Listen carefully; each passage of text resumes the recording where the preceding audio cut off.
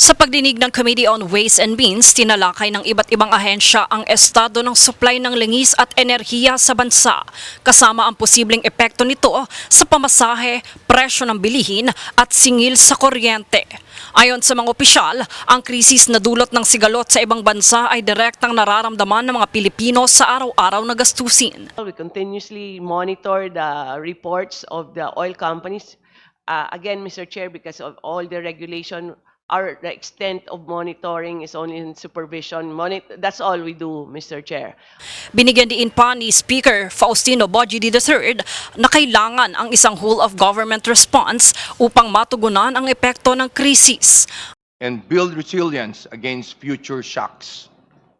Habang patuloy tayong gumagawa ng mga reforma, mga bagong batas at polisiya, mahalaga rin bilang isang bansa ay manatili tayong matatag at handang tumulong sa isa't isa bilang Pilipino. Aniya, hindi man mapipigilan ang pagtaas ng presyo ng langis, may mga hakbang na maaaring gawin upang maibsan ang epekto nito sa publiko.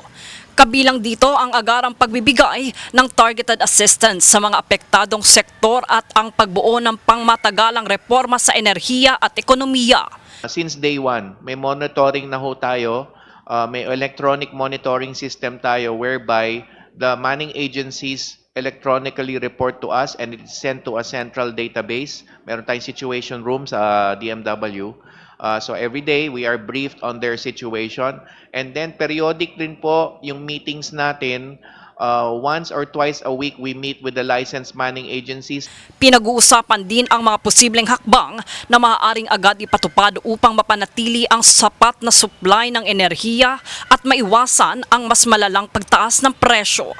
Dumalo sa pagdinig ang mga kinatawan mula sa iba't ibang ahensya upang maglatag ng datos, suriin ang panganib supply at magmungkahi ng konkretong solusyon. The public to accept that we cannot lower taxes when we have yet to see any plan for how greater austerity measures can be imposed in light of the current economic crisis.